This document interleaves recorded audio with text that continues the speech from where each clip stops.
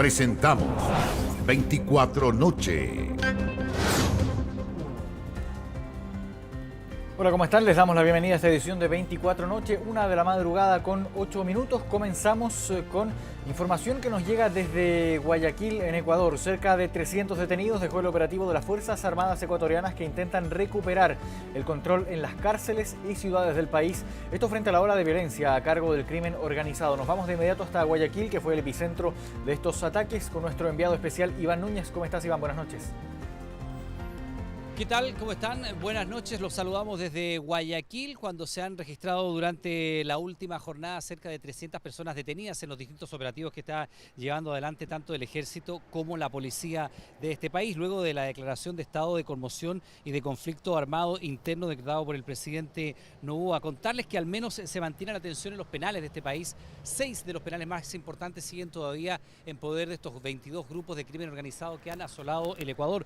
Todo esto después de que el presidente Daniel Noboa declarara conflicto armado interno y ordenara a las Fuerzas Armadas neutralizar a estos grupos de crimen organizado. No menos de 10 personas han perdido la vida en las últimas horas producto de estos enfrentamientos, los cuales están amparados de alguna manera por esta declaración de un estado de amnistía previa para los uniformados que permanezcan y sean parte de estos operativos que pretenden volver a traer la calma a las calles de Ecuador. El presidente Noboa ha extendido el toque de queda, el cual va desde las 11 de la mañana y hasta las 5 de la noche, mientras que buena parte del comercio permanece cerrado y las clases al menos están suspendidas hasta el próximo día viernes. Es un estado de excepción máxima que permanece acá en Ecuador mientras se intenta volver a tener el control territorial de los penales y de las principales ciudades de este país. Es parte de lo que ha ocurrido durante las últimas 24 horas acá en Guayaquil. Volvemos con ustedes a Santiago. Gracias, Iván, que estés bien, buenas noches. Y en este mismo tema, 24 horas habló con trabajadores del canal TC en Guayaquil que fueron tomados como rehenes mientras estaban al aire por una banda criminal. Sus testimonios y el impacto de este hecho que conmocionó a Ecuador y toda la región en la nota de nuestro enviado especial Iván Núñez. El pueblo está sufriendo y nosotros no podemos permitir eso. No podemos permitir más que nuestro pueblo ecuatoriano sea amedrentado por personas que no quieren a esta patria. Arengas militares en medio de una noche saturada por la escalada de violencia del crimen organizado. Un país hasta hace no muy poco pacífico, hoy se declara en estado de conflicto armado interno y un canal de televisión termina convertido hoy en escena de un crimen.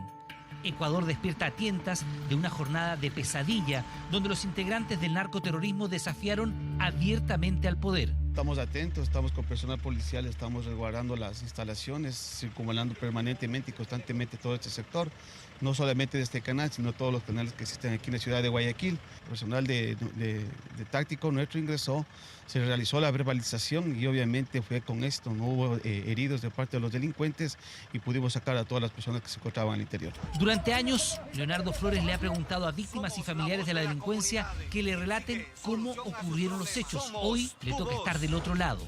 Tuve que ser testigo presencial de esta situación. Yo estuve en uno de los edificios en el que precisamente empezaron los ataques terroristas. Llegaron más de 15 encapuchados, llegaron con armas de grueso calibre, pistolas, fusiles, subametralladoras, granadas y tacos de dinamita. Y no es el único. Este ingeniero sencillamente no recuerda cómo ocurrieron los hechos.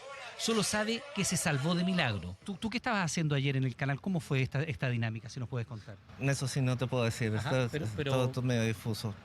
Simplemente entraron de golpe, sí, no sé.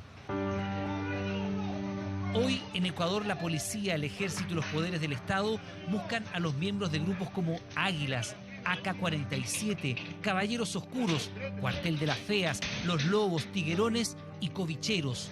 Nombres como sacados de una mala película de acción, pero que protagonizan la triste realidad de un país sumido en los tentáculos del crimen organizado. Cambiamos completamente de tema, volvemos a nuestro país. La Comisión Nacional de Energía publicó los reajustes que deberían tener las cuentas de la luz, lo que implica alzas que llegarían al 8% para casi todos los hogares del país. El gobierno trabaja en una ley express para intentar atenuar este impacto. ¿Qué le parece? Horroroso. Pero hay que pagarlo igual, no hay otra opción. Es la reacción inmediata de los chilenos al solo escuchar la palabra alza. Es que todos pagamos la cuenta de la luz. Por eso, esta noticia a muchos les cayó como un balde de agua fría. Entre el 2019 y 2022 no hubo ningún alza, estuvo completamente congelado. Y el año pasado hubo un primer decreto que hubo un aumento más que nada por IPC. En la práctica, esto está congelado 4 años. Y por esa razón se ha acumulado una deuda millonaria con las generadoras eléctricas que debe ser saldada mediante un alza en las tarifas. Tras largos meses de espera, finalmente la Comisión Nacional de Energía entregó su informe definitivo que incluye los próximos reajustes en las cuentas de la luz. El 88% de los hogares con consumos inferiores a 350 kWh verán un alza de 8,21%. Los que consuman entre 350 y 500 kWh verán un incremento de 11,35%, mientras que aquellas viviendas que superen los 500 kWh tendrán un alza de 88% en sus boletas. Estamos pagando casi 60. Entonces es complicado de todas maneras. Y si no pagáis las cuentas, nos cortan las cuentas, los suministros básicos. Todo lo que se alza es malo. ¿Pero en qué se traducen esos porcentajes? Veamos algunos ejemplos. Una persona que hoy pague de luz 20.000 pesos pasaría a pagar 21.600. Alguien que hoy consuma 60.000 pesos, su boleta pasará a 67.000 pesos. Mientras que alguien que hoy pague 100.000 pasará a pagar 188.000 pesos. Nos afectaría directamente porque ocupamos pura electricidad aquí. Ahí atrás tengo 2 máquinas, esta máquina, esa máquina, los hornos, las congeladoras. Funcionamos con puras máquinas y nos afectaría directamente. David es dueño de una amasandería y su boleta mensual de luz llega a 120.000 pesos. Si se aplicara este reajuste, pasaría a pagar 225.600 pesos. Las variaciones en las cuentas de los consumidores únicamente ocurrirían cuando el Ministerio de Energía emita el nuevo decreto tarifario y ese sea tomado a razón por la Contraloría, cosa que no ha ocurrido. Todo está en manos del Ministerio de Energía, que para atenuar el impacto en los bolsillos presentará un proyecto de ley para que estas alzas sean graduales y para entregar un subsidio a los clientes vulnerables. Todo lo que nosotros pagamos sale del bolsillo nuestro. Entonces, por eso ha sido tan difícil transparentar las tarifas, porque hay una mochila demasiado grande en términos de deuda que hay que pagarle a los generadores.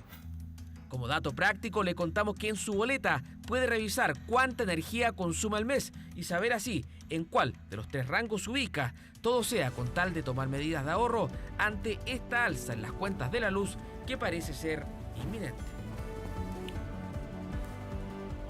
Bien, y sobre este mismo tema, esta alza, las implicancias también, conversó Matías del Río con Diego Pardo, ministro de Energía. Vamos a revisar esa conversación.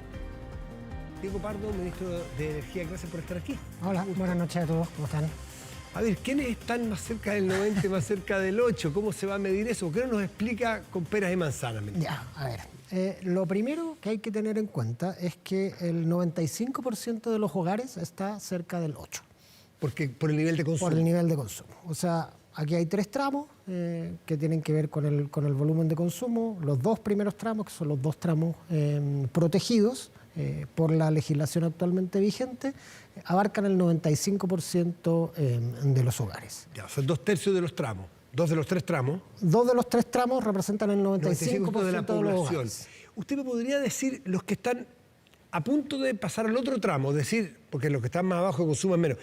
Ahí, ¿es un consumo de cuánto? Ya, es un consumo, o sea, el tramo no protegido es un consumo de 500 kWh mes o más, digamos, o sea, una cuenta de alrededor de 65.000 pesos mensuales. Ya. Eso representa al 5% que no está protegido. 500 kWh por mes. Sí. Entonces, lo primero es tener en cuenta que el 95% de los hogares ya están protegidos, o sea, están dentro de la cobertura del mecanismo. Y eso supone alza, si uno tuviera una cuenta de 20.000 pesos, que es la cuenta promedio. Esta alza supondría una cuenta de, o sea, un aumento de 1.500 pesos mensuales. ¿Solo IPC va a ser? No, esto es IPC, hay que cerrar una brecha que lleva muchos años entre, digamos, el precio que cuesta producir la electricidad y el precio que pagan los consumidores. Y por otro lado, hay una deuda que se ha ido acumulando producto de estas políticas de congelamiento que también hay que empezar a pagar. Entonces, todo eso junto representa de alguna manera estos 1.500 pesos. Ahora, el mecanismo actualmente vigente deja fuera de su cobertura este 5%, de hogares. Para este 5% de hogares, donde lo que muestra este informe técnico definitivo de la Comisión Nacional de Energía son aumentos del orden del 90%. Para las personas que están en ese 5%, lo que es importante transmitirles es que esto es un paso preliminar. Las tarifas cambian cuando existe un decreto tarifario. ¿Los tarifarios que son cada 3, 4? Los decretos tarifarios son cada 6 meses, deberían ser cada 6 meses, pero cuando son emitidos por el Ministerio de Energía y tomados de razón, eso no ha ocurrido. ¿Sí? Estamos en un paso intermedio. Para lo que sirve este paso intermedio es para cuantificar cómo está funcionando hoy la ley vigente y cuál es el problema que tiene la ley vigente. Y el problema que tiene la ley vigente es que hay un 5% de los hogares que no están protegidos. Y ese 5% de los hogares que no están protegidos funcionan como una válvula de protección cuando el mecanismo satura su tolerancia financiera. ¿Sí? Que es una válvula de escape que originalmente estaba pensada como una situación extraordinaria. O sea, si teníamos una guerra en distintas partes del mundo que hacía encarecer los combustibles, todas esas cosas, teníamos que tener una válvula de escape para el equilibrio financiero del mecanismo. El problema es que este mecanismo financiero se saturó mucho antes de tiempo, producto de, que lo podemos revisar en detalle, pero producto de una diferencia. ¿No? ¿Esto viene desde los congelamientos de tarifas? Sí, pero desde la crisis económica. La última versión de este mecanismo tiene un año. ¿Sí? Lo que pasa es que la manera en que se modeló, se hizo el modelo financiero, es distinta a la manera como la Contraloría interpretó que tenía que aplicarse. Y en esa diferencia, que es legítima en una democracia, estas cosas pasan, digamos, el ente contralor tiene sus facultades de interpretar la normativa, el modelo quedó desfasado respecto de cómo tenía que aplicarse y esta válvula de escape en los hogares no protegidos se transformó en algo cotidiano. O sea, que no está para circunstancias extraordinarias, sino que va a haber que utilizarlo siempre.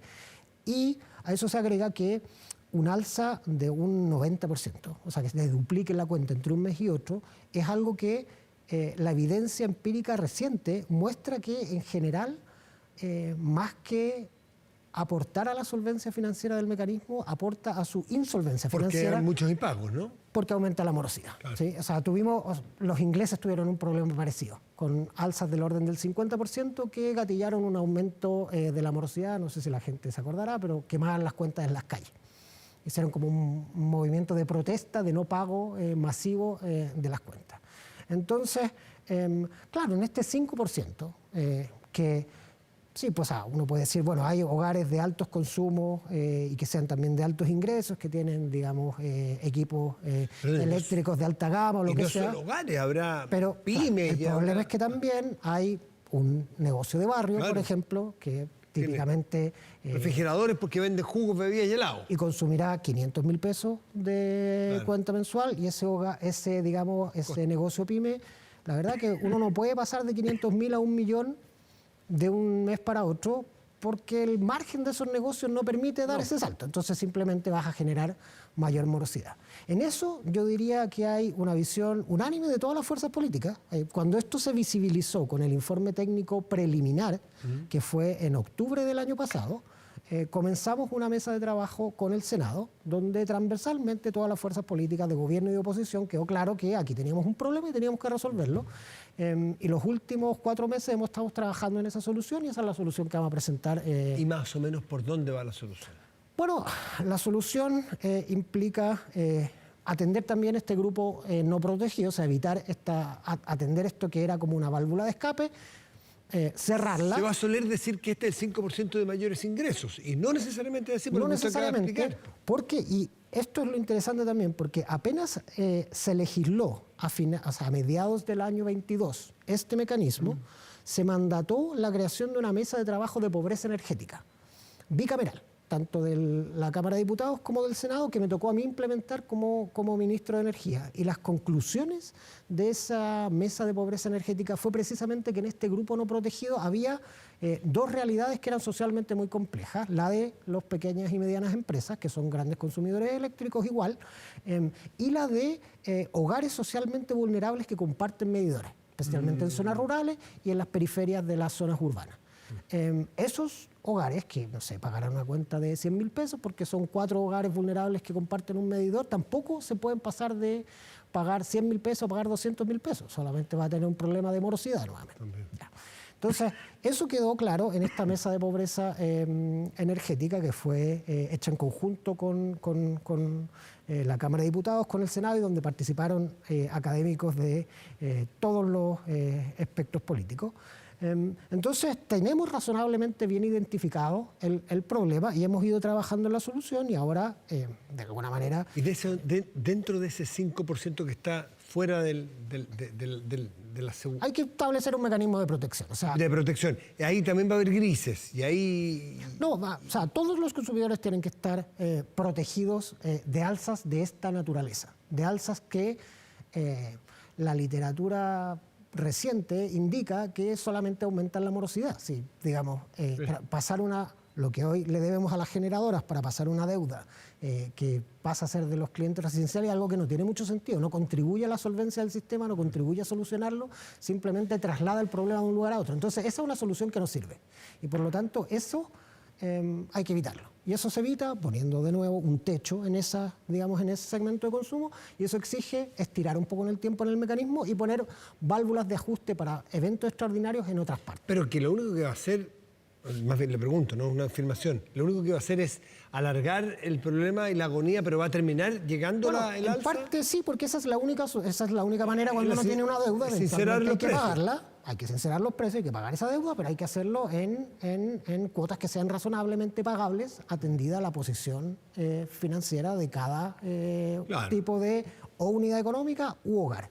Y a eso se agrega también, porque eso también fue parte de las conclusiones de la mesa de pobreza energética, que hay un conjunto de hogares en nuestro país que están en situación de pobreza energética y que son vulnerables, y por lo tanto, incluso si uno estableciera alzas graduales y moderadas de este tipo, no pueden pagar.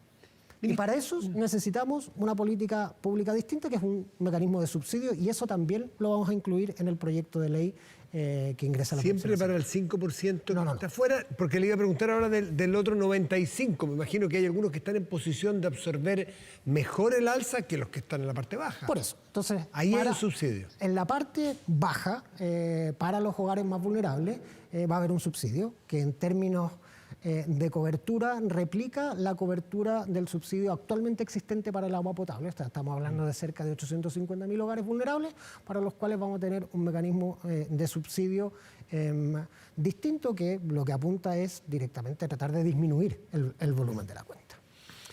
Ahora, alguien me hacía un apunte que es bien interesante, que a propósito de lo que hablábamos hoy, de lo que veíamos hoy día, que había una presentación de todo este sistema de agilizar los procesos de inversión, de la mano de que sean sustentables, no de a troche y moche, sino que siendo responsables.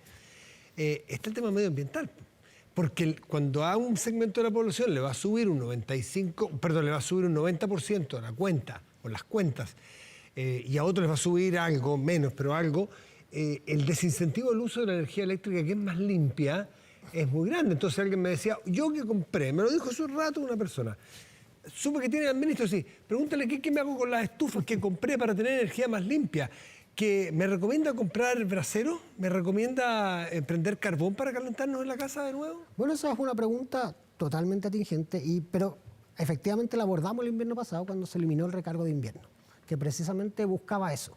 El recargo de invierno buscaba disuadir el consumo de electricidad durante el periodo de invierno, y ese mecanismo de recargo, el problema que tenía es que desincentivaba la electrificación, y la electrificación de los consumos, especialmente los consumos térmicos residenciales, es parte de una política que no empezó en este gobierno, que empezó varios gobiernos atrás, de ir moviéndonos hacia la carbono neutralidad y tener, digamos, un funcionamiento cada vez más limpio en términos de nuestros consumos energéticos. Pero eso efectivamente, el principal disuasivo de eso no eran tanto estas alzas de tarifas, sino el recargo de invierno, que es un recargo de invierno que fue eliminado.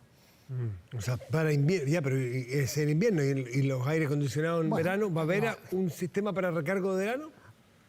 Hay que, de nuevo, en el contexto de una cuenta de 20.000 pesos, que es el promedio, estamos hablando de 1.500 pesos. Eso no es un cambio tampoco. Está bien.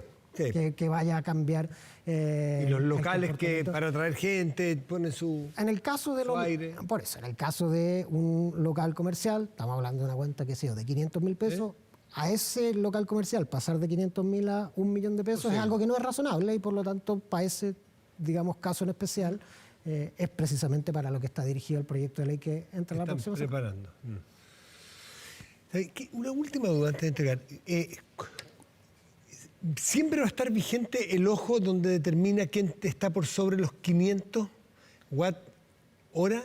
No, o una sola vez, porque alguien puede decir, alguien que puede estar en la quemada, que esté aquí o allá, entonces empieza a ser ahorrativo para no pasar el otro tramo. ¿Se le constata una vez o permanentemente tiene que estar? Bueno, eso es parte de las conclusiones. ¿Entiende la pregunta? Sí, la entiendo perfecto. Y la mesa de pobreza energética también identifica ese problema, que es el problema de tener este tipo de límites que son discretos, digamos. Si tú estás en 499 versus estar en 501 y el incentivo que genera para el cambio de comportamiento cuando tú estás en el margen. Y eso, ese tipo de barreras que son más o menos arbitrarias y que son tan, digamos, taxativas, generan cambios muy severos en el margen es bien justo. Y de arbitraje que uno debiera evitar. Por lo tanto, en la nueva legislación nos vamos a mover hacia un sistema de protección tarifaria que no distingue por tramos de consumo. ¿Sí? Porque la distinción por tramos de consumo, efectivamente, este es uno de los problemas que tiene. El otro problema que tiene también es el que vimos, de que desincentiva la electrificación de consumo térmico. Así que vamos, es gradual porque ya está instalado, digamos, este sistema, entonces durante una serie de periodos tarifarios, en el proyecto actualmente son 3, vamos a ir desescalando la graduación por volumen de consumo y va a haber una protección, digamos, generalizada para que su finalidad, lo que esencialmente busca es que no haya un cambio de deuda por morosidad, digamos, de pago, de alza de tarifa por morosidad. Y por otro lado, en el caso de los subsidios a hogares vulnerables, esos subsidios a hogares vulnerables están asociados a un consumo, pero un consumo base, ¿sí? Entonces, lo que vamos a hacer es subsidiar un consumo básico de 140 kWh mes, ¿sí? Y ese número de 140 kWh mes tiene una definición técnica, que básicamente lo que uno hace es estimar cuáles son los aparatos eléctricos que están en un hogar vulnerable, sumarlos y definir. Llegar a ese. Entonces, cada hogar vulnerable lo que va a hacer es que va a postular este subsidio, vamos a identificar qué tipo de hogar se trata, cuál es su consumo básico, y ese consumo básico es el que se va a se envía la próxima semana. La próxima semana. Ya lo tienen afinado. En las últimas revisiones dentro del Poder Ejecutivo. Pero esto fue producto de un trabajo legislativo extenso e intenso, digamos, donde participaron miembros de gobierno y de cámaras oposición. Y todos los partidos. Y en particular, la Comisión de Energía del Senado, tanto ellos como sus asesores tuvieron un rol en la construcción del modelo, en la determinación de los detalles. Este ha sido un trabajo muy participativo. Para otro día hablaremos sobre la permisología, porque en materia de energía es importantísima. Las inversiones en energía es lo que nos pide el tiempo, pero las inversiones en energía son claves para el desarrollo de un país. Solo número. A ver. En el proyecto que se presentó hoy día para un sistema inteligente de permisos, si consiguiéramos aprobar ese proyecto de ley en la versión que está, que digamos hay toda la disposición de las fuerzas políticas para hacerlo, en el caso de una línea de transmisión estamos hablando de que el promedio son cerca de 5 años. Solo este proyecto permite acortarlo a 4. En el caso de un parque fotovoltaico es similar, pasamos de 4 años a 3 años, simplemente con los mismos permisos, sin generar proyectos más riesgosos, simplemente haciendo más eficiente el trabajo del propio Estado. Eso, en términos de lo que significa de volumen de inversión, son cerca de 2,5 puntos del PIB en 10 años. Pero en general, no Sí, solo en materia no de solo en materia energía, de son los 2,5 puntos del PIB. En lo que estudió la comisión de Marfan. Efectivamente, lo cual eso es tremendamente importante. Sí, claro. Es un antes y un después en términos de productividad. Y para el sector de energía es algo que, ¿por qué acelerar estos plazos es tan importante? Porque en verdad estamos en una ruta contra el tiempo para movernos hacia la carbono neutralidad. Entonces, poder transportar energía limpia a través de líneas de transmisión, poder generar mayor capacidad de generación de energía limpia es algo fundamental para nuestras metas de largo plazo y, por lo tanto, este proyecto es crítico y esperamos que se apruebe lo antes posible. Diego Pardo, ministro de Energía, gracias por estar aquí esta noche. Gracias a ustedes. Sí. Buenas noches. Vamos a cambiar de tema. La PDI detuvo a la concejala de Antofagasta, Paz Fuica, quien sería una de las piezas clave en el caso Democracia Viva y quien es considerada como la mano derecha del ex seremi de Vivienda, Carlos Contreras. Javiera González tiene los detalles desde Antofagasta. Javiera.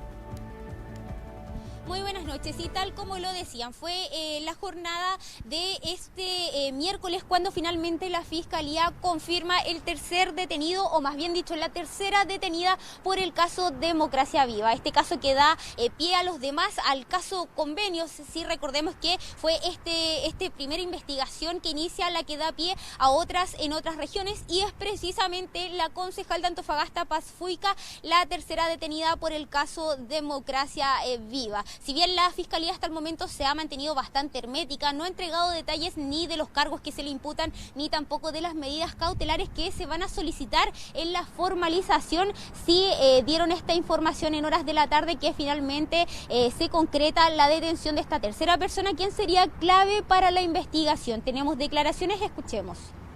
Una vez realizada la detención, lo que corresponde entonces es que el día de mañana sea puesta a disposición del Tribunal de Garantía de Antofagasta para la respectiva audiencia de control de detención y formalización. En dicha audiencia, el Ministerio Público va a formalizar los cargos a dicha imputada y posteriormente solicitar las respectivas medidas cautelares.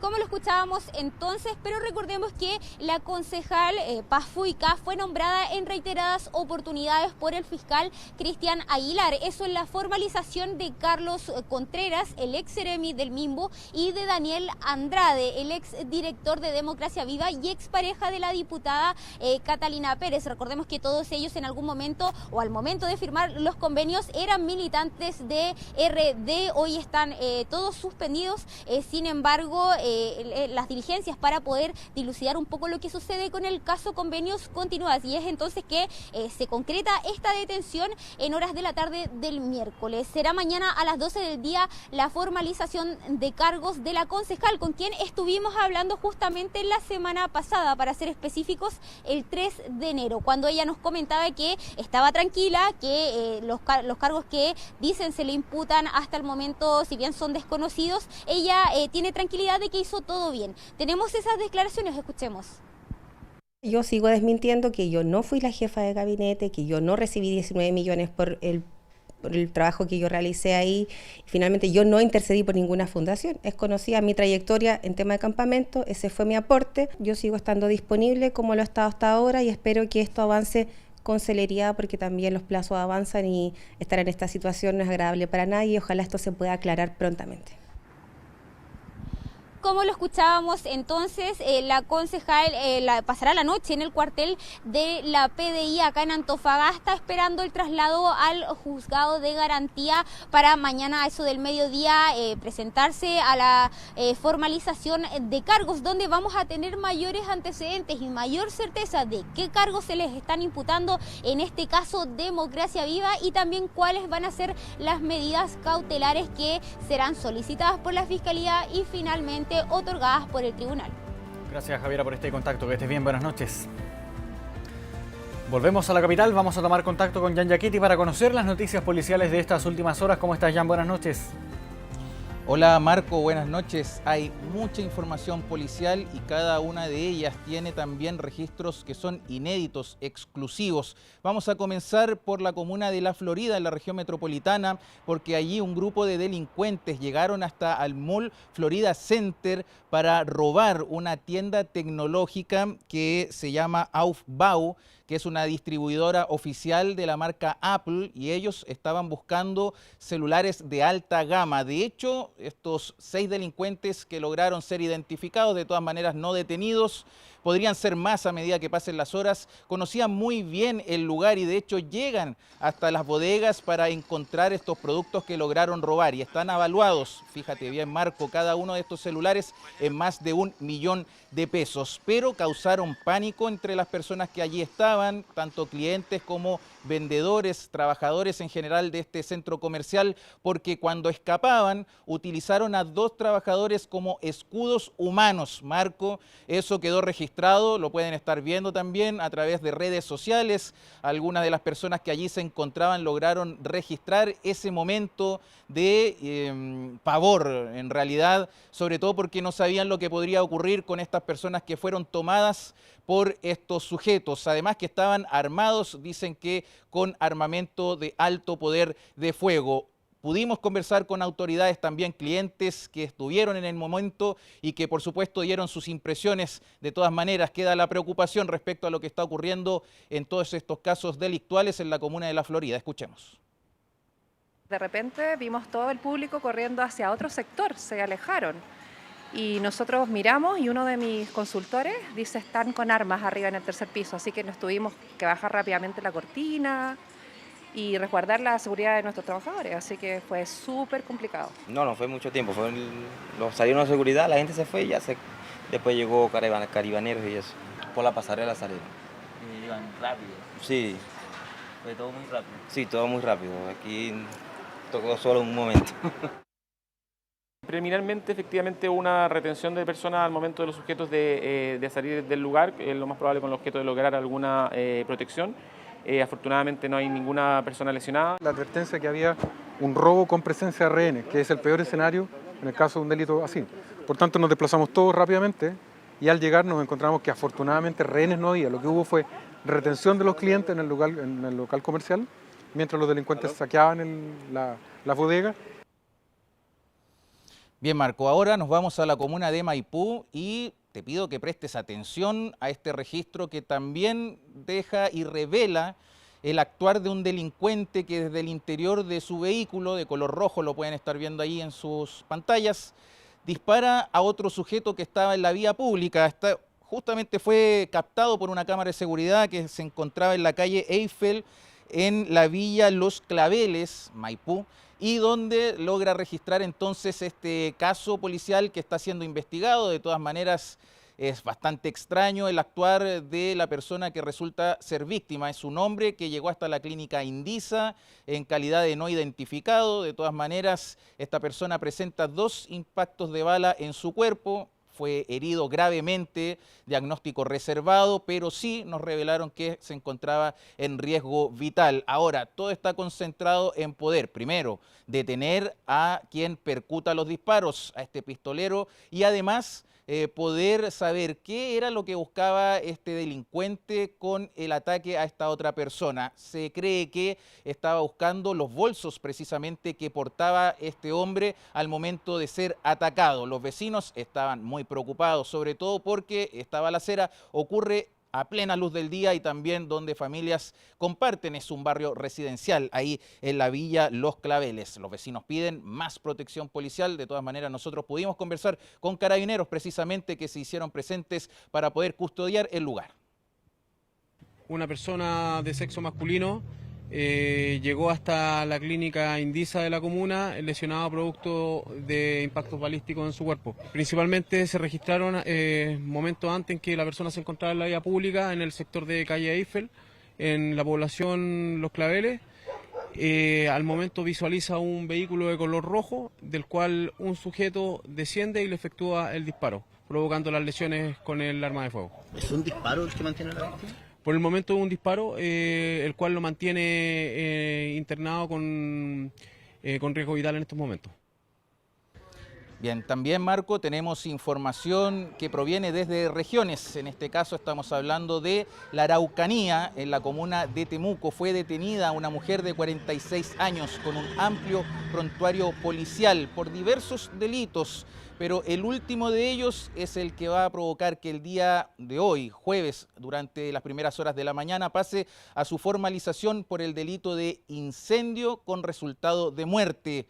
Esto ocurrió el día 8 de enero, durante la madrugada, cuando la mujer fue captada por cámaras de seguridad, pero en la comuna de San Pedro de la Paz, en la región de Biobío, cuando empieza a encender un elemento, un artefacto incendiario para iniciar fuego intencionalmente y arrojarlo hacia el interior de una vivienda. Y allí una persona, un hombre adulto mayor de 68 años, se encontraba durmiendo. Finalmente, las llamas, cuando comienzan a propagarse de forma muy rápida por su inmueble, no logra escapar de las llamas. Cuando llega bomberos, encuentran a la víctima, que presentaba el 50% de su cuerpo quemado y sus vías respiratorias comprometidas. Eso provocó que horas después se pudiese confirmar su fallecimiento. De todas maneras, ya el día de mañana se espera conocer más antecedentes y también poder dilucidar por qué esta mujer hizo lo que hizo, y la verdad no hay palabras para el resultado que entonces termina siendo este incendio con una persona fallecida allá en la región del Biobío, y en donde es entonces detenida esta mujer en la comuna de Temuco, en la región de Araucanía. Escuchemos qué nos señalaban sobre este caso policial. Se logró el día de hoy la detención de la presunta autora de un incendio, el cual habría resultado una persona lesionada aproximadamente con el 50% de su cuerpo quemado y lamentablemente fallecida el día de ayer. Por este hecho, personal de OS9 Concepción se trasladó hasta la ciudad de Temuco, donde logró detener a la presunta autora de este hecho, la cual será puesta a disposición del Juzgado de Garantía de San Pedro de la Paz el día de mañana. Bien, Marco, y para finalizar este informe policial, vamos y regresamos en realidad a la región metropolitana. En la comuna de Cerro Navia, amplios operativos policiales han tenido por exitoso resultado el poder recuperar vehículos que han sido robados por delincuentes y adulterados. Fíjate que en el sector del puente Petersen, allí precisamente, fue detenido un grupo de sujetos, 2 delincuentes, y que estaban circulando en un vehículo que tenía tapada su patente, estaba adulterada y tenía la patente de alguna manera con algún tipo de elemento que obstruía su visualización. Por eso, Carabineros, en una fiscalización de carretera, y precisamente en ese punto, intentan detener el vehículo, pero los delincuentes decidieron escapar, hacer caso omiso. Para ello, embistieron a un carabinero, lo atropellaron. Él no resultó con lesiones graves. De todas maneras, la situación provocó una persecución que terminó en renca. De hecho, el carabinero atropellado debió utilizar su arma de servicio. Disparó en 3 oportunidades, incluso a un neumático, para poder detener a estos delincuentes, que avanzaron varios kilómetros de todas maneras. Cuando ya se logra detener a estos sujetos, se pudo incluso percatar personal policial de que el auto sí mantenía un encargo vigente por robo y logró ser recuperado. Están tratando de poder contactarse con quien pierde este vehículo, se cree que en un portonazo. Escuchemos qué nos hablaban sobre este caso policial. En primera instancia se intenta la fiscalización de estos individuos en el sector de Cerro Navia. El vehículo evade el control policial y embiste en contra de uno de nuestros funcionarios, el cual debió hacer uso de su armamento de servicio en 3 oportunidades en contra del vehículo. De esta intervención policial no se registraron personas lesionadas, como tampoco daño a la propiedad pública o privada. Marco, además se anexa una información para comentar que ahí justamente en las calles J. Pérez con Teniente Cruz, además otros 2 delincuentes lograron ser detenidos por Carabineros de la 45 Comisaría de Cerro Navia, luego que fueran amenazados con 2 escopetas, una hechiza y otra que mantenía un encargo por robo. De todas maneras, estos delincuentes, al amenazar a Carabineros, no pudieron hacer nada ante el oportuno actuar de los funcionarios policiales, que lo lograron detener y sacar de circulación este armamento bastante peligroso y que pone en riesgo la vida de muchas personas, por supuesto, Marco. Nosotros seguiremos muy atentos a todas estas informaciones policiales durante la jornada. Jan Giachetti, gracias por este contacto, que estés bien, buenas noches. Un abrazo. Vamos a cambiar de tema, nos vamos hasta la región de Valparaíso. Una misteriosa mujer es la última persona con quien se vio Anaí Espíndola antes de desaparecer hace 6 días en Viña del Mar. En el nuevo registro se ve que ambas habrían intercambiado un objeto y luego siguieron su camino por separado. La policía intenta ubicar a la testigo clave. Desde que se perdió contacto con la joven Anaí Espíndola, siempre se pensó que su camino lo había realizado sola. Como en esta imagen en la que se ve que camina hacia el puente Casino, pero la presencia de una mujer con un bolso naranjo, que hasta ahora parecía ser un peatón más, sembró la duda. Las cámaras de seguridad de esta automotora fueron las que captaron la reunión de Anaí Espíndola con esta misteriosa mujer. Metros más allá realizaron un intercambio. Todavía se desconoce qué fue lo que se entregaron.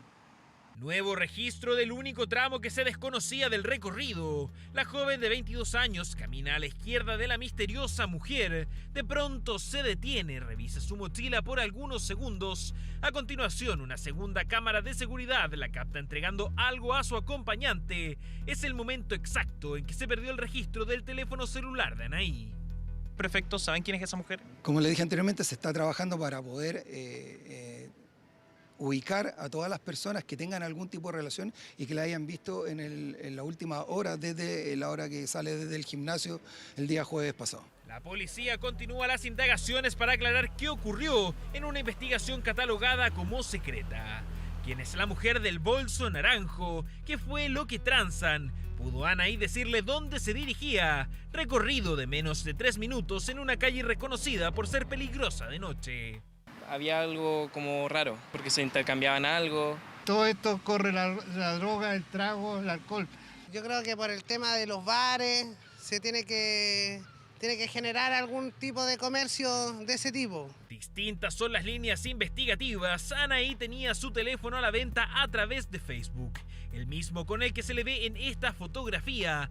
¿Podría haber sido este aparato lo que intercambió? Se podría ver de muchas formas, ¿verdad? Incluso podría haber sido alguna compra por internet. Lo que sí se observa y lo que sí podemos presumir de que no había un grado de confianza por un saludo previo. Sin embargo, la teoría de la venta de su teléfono se complejiza tras verla chateando a partir de la cuadra siguiente a su contacto con la mujer desconocida.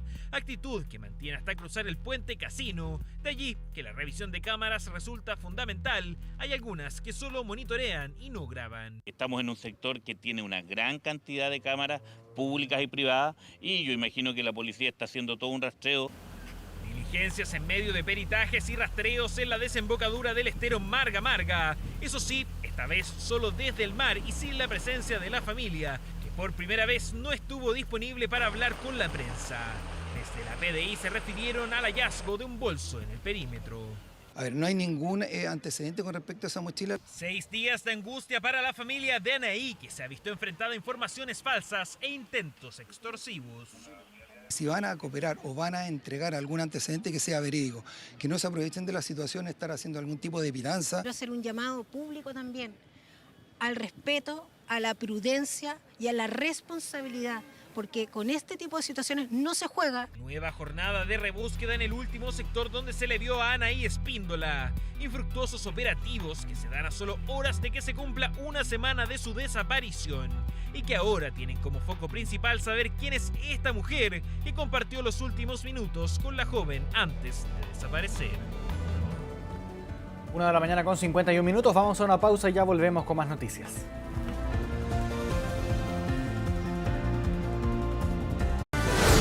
Ya volvemos con 24 Noche. 24 Noche.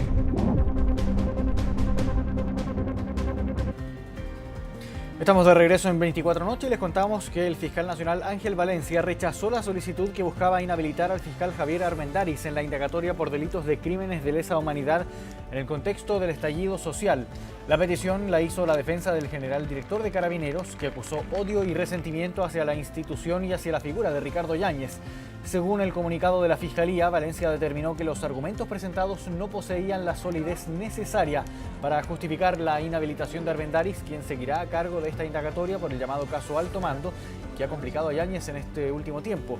El general director de la institución por este caso será formalizado el próximo 7 de mayo. El fiscal nacional, eso sí, determinó reasignar la causa por delitos de lesa humanidad en el contexto del estallido social. El motivo es la carga laboral que hoy tiene Armendáriz, por lo que esta investigación quedó en manos del fiscal regional de Antofagasta, Juan Castro Becchios. En esta causa está agendada una audiencia de sobreseimiento para el próximo 19 de enero.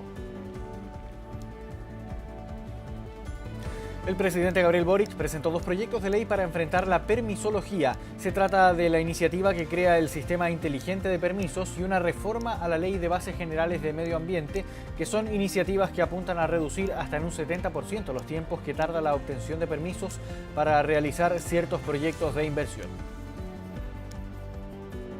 Con estas nuevas normativas damos mayores certezas a todos los actores involucrados, tanto a los inversionistas, a los titulares de estos proyectos, como también a las comunidades y a la ciudadanía en general, que sabrán de antemano, y esto es importante, qué esperar y cuánto esperar de un proyecto y de la obtención de permiso, que en muchos casos hoy peca de una irracionalidad y de tiempos excesivos que atentan contra el dinamismo que necesita nuestra economía para volver a crecer. Seguimos con política. ¿Qué rol jugaron los empresarios que se reunieron con ministros en la casa de Pablo Salaquet? ¿De qué forma plantearon sus dudas y argumentos? Esta pregunta rondó durante la jornada luego que los titulares de Economía y Medio Ambiente explicaran su participación en los encuentros que no fueron registrados bajo la ley de lobby. Una persona nos invita a su casa, parte hablando, nos presenta, dicen cómo se llaman cada uno. En ese sentido partió hablando Salaquet.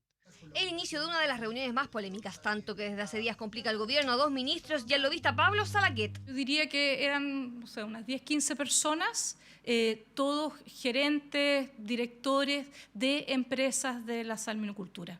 Reunión con la industria salmonera que no fue registrada bajo la ley de lobby, lo que ha llevado a ambos ministros a dar explicaciones por más de una semana. Este miércoles, de hecho, las aclaraciones fueron exigidas desde el Congreso Nacional, en donde surgieron críticas transversales de los parlamentarios. Esta reunión, sin duda, para mí al menos, fue un error. Cocinará muy rico que las reuniones son ahí, ¿ya? Porque se empieza a transformar en el santuario Lo Vázquez de los políticos. Es lobby. Que quieran llamarle de otra manera, y seguramente hay varios datos que no están, que han sido olvidados. Encontré unas pastillas de amnesia por ahí. Hasta pastillas le ofrecieron a los ministros en la Comisión de Medio Ambiente para recordar la ley de lobby, dijeron los parlamentarios. A su juicio, las explicaciones de los ministros no son suficientes y no existen excusas para no haber registrado el encuentro en la casa de Salaquet. El cómo se desarrolló la exposición despertó dudas más y algunos parlamentarios acusaron algunas contradicciones de los secretarios de Estado. Fuimos los que hablamos extensamente primero haciendo nuestra opinión.